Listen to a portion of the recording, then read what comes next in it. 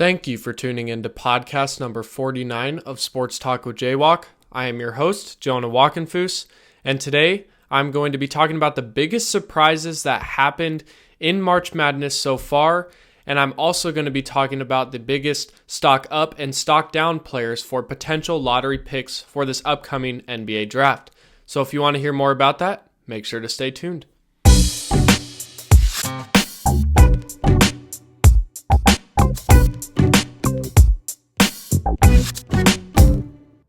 Once again, thank you for tuning into podcast number 49 of Sports Talk with JWock. And I just wanted to say I'm recording this as of Friday, March 28th of 2025. So if there have been some games, obviously there's the second half of Sweet 16 games tonight for March Madness. So I just want to say some of these stats that I'm going to be naming might be a little outdated, and there might be some bigger surprises that come tonight from these other, I believe, 4 Sweet 16 games. So just bear with me on this one. I just wanted to kind of clarify that right away.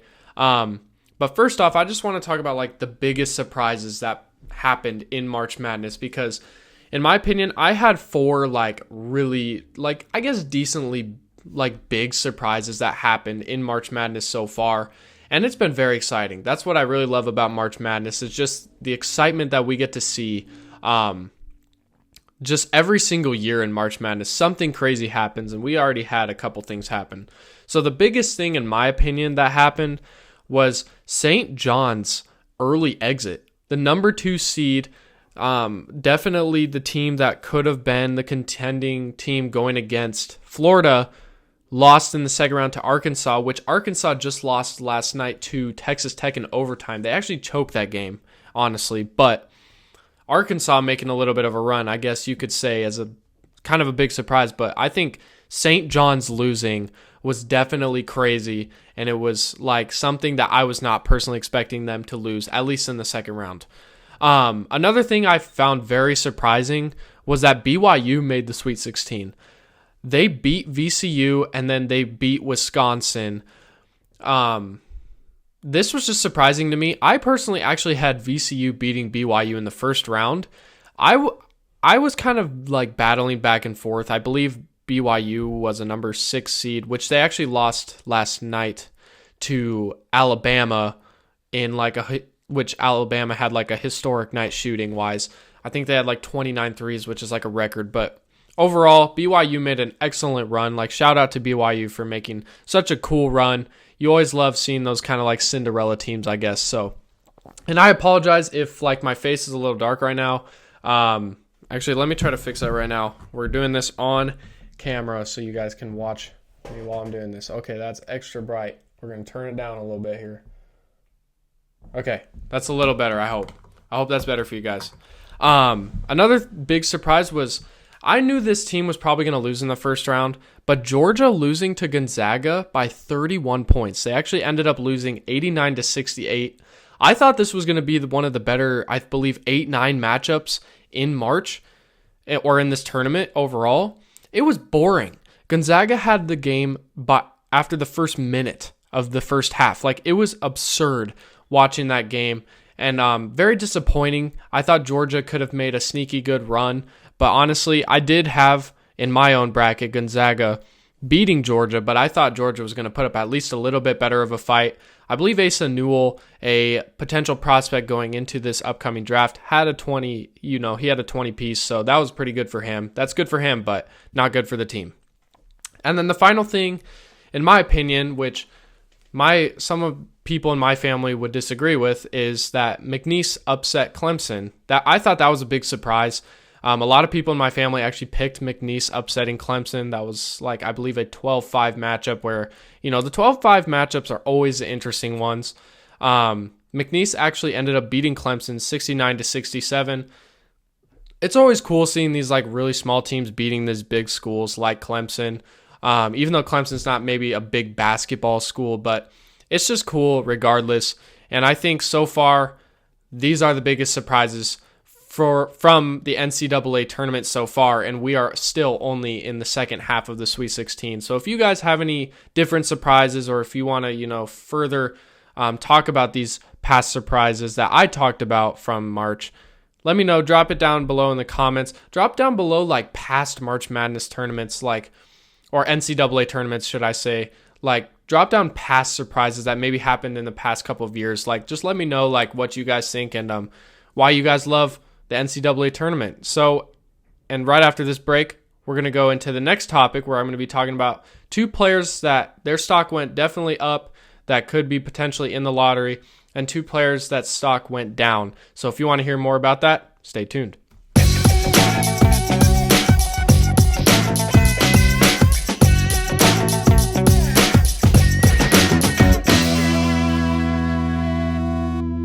Okay, so we are now on the final topic of this podcast episode. And by the way, next episode is podcast number 50. I was hyping it up a lot. It's not going to be as cool as what I was wanting it to be, but I'm still going to make it interesting.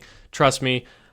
It's going to take a little bit of time. I don't know if I'm going to be able to get it out next week, so we might have to do like a filler episode. So just bear with me on that. But anyways, let's get into the final topic where we're going to talk about two players that I believe could be projected into the, in the top 14 picks of this upcoming NBA draft, whether their stock went up or if their stock went down.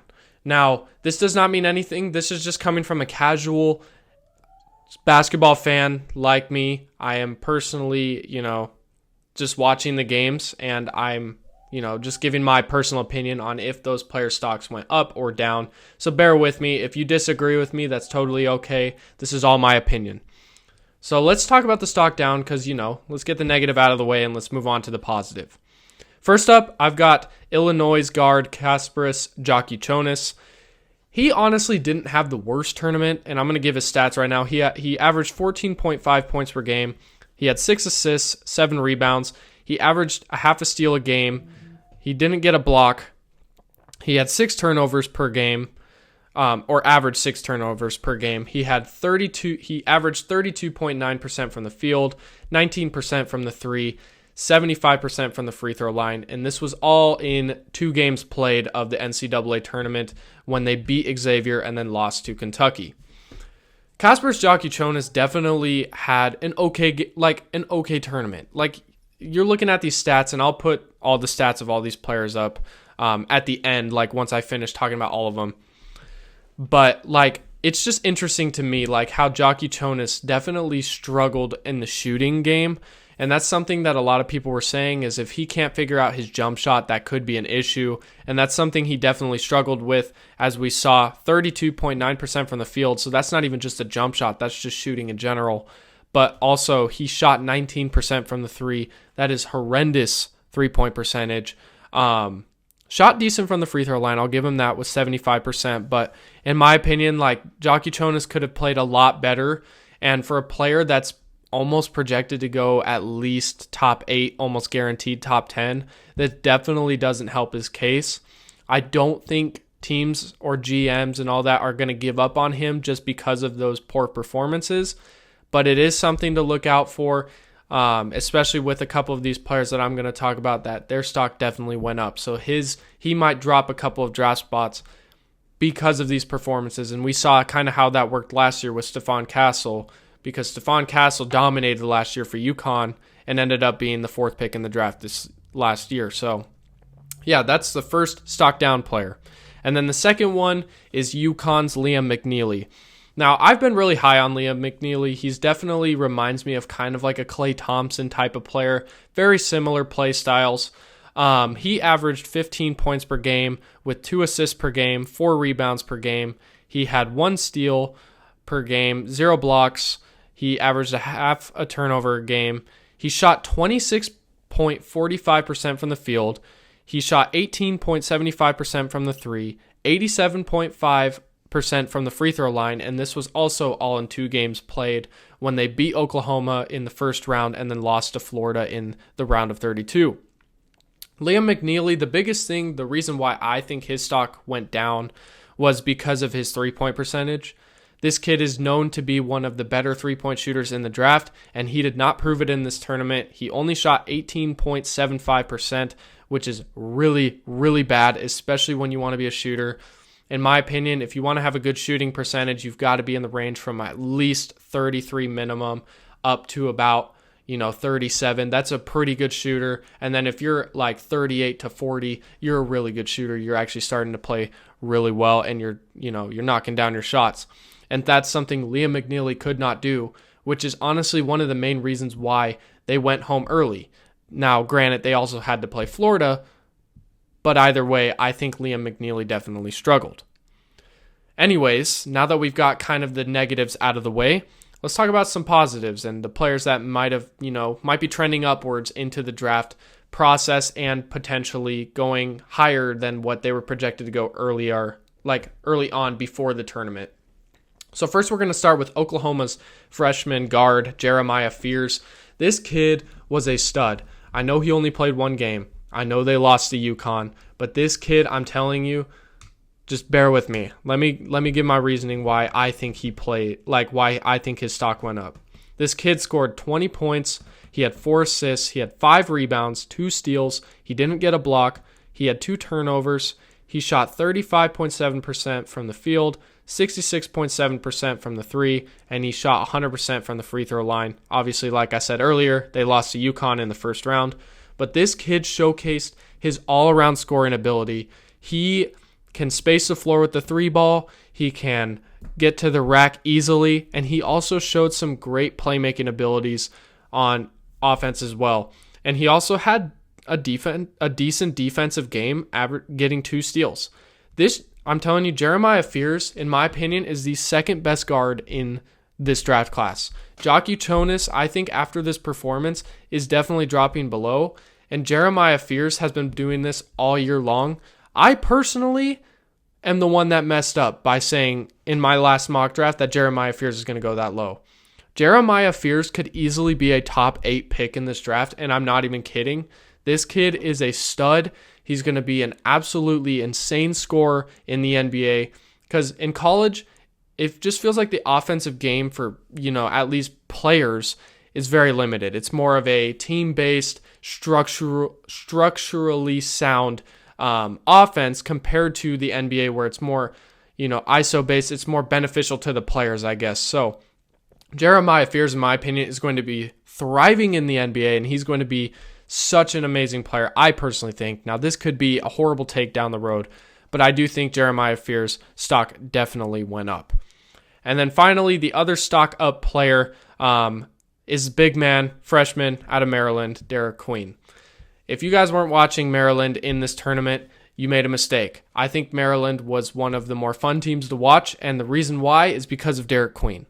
Derek Queen averaged 18.7 points per game. He had 1.7 assists per game, 8.7 rebounds, 0.7 steals, 1.3 blocks. He averaged 2.7 turnovers. He shot 50% from the field, 30.6% from the 3, 67% from the free throw, and this from the free throw line. And this was all in 3 games played, when they beat GCU in the first round, beat Colorado State in the second round, and then lost to Florida in the Sweet 16. They lost pretty badly to Florida. Once again, unfortunate that they, had to get that drop where they had to go against Florida in the third round, but it is what it is. Derek Queen still showed out. This kid showed versatility. He also showed the ability to be able to space the floor from 3. He took a couple the first game, took a couple the second game against Colorado State, and then took also a couple against Florida in the third game. And he knocked down a couple of them. And that is something that a lot of people were questioning about Derek Queen's game, is how can he be able to space the floor? If he can't space the floor, that might drop his stock. But he definitely showcased that he can. Maybe not at a high volume. Maybe he's not going to take a lot of them. But you don't need to. He showed that he can be that kind of dominant scorer down low. And he did that. And he helped Maryland get to the Sweet 16, which is already impressive enough. So that is why I think Derek Queen could definitely be a top, 8 pick for sure in the draft. But some people are actually mocking him now to go top 5. So that's pretty impressive. Shout out to Derek Queen for showing out in this NCAA tournament and just in March in general. But anyways, that's going to be my 2 stock up and 2 stock down. I'm going to actually put the stats up right now so that you guys can see that real quick. But anyways, thank you guys so much for tuning in to podcast number 49 of Sports Talk with JWock. If you guys didn't watch podcast 48, I had two special guests on the episode, so make sure to watch that episode, which will be on the end screen after this video. If you guys want to be able to watch that. I'm still working on being able to figure out how to make the camera right and the mics right for multiple guests. But it's a work in progress, and I think the more I have guests onto this podcast, the better I'm going to get and the more comfortable I'm going to get. So just bear with me. If you guys want to be a guest on this podcast for future episodes, just let me know. I would love to have you guys on. But anyways, you could check me out on all social media platforms that I'm on, I guess. So maybe not all. But anyways, you could check me out on, obviously, YouTube if you're watching this, or Spotify. Both are Sports Talk with JWock. That's all you have to search. You could check me out on Instagram as well at sportstalkwith_JWock3. You can also check me out on TikTok at sportstalkwithJWock. And that's going to be the end of this episode. I cannot wait to see you all next week. God bless.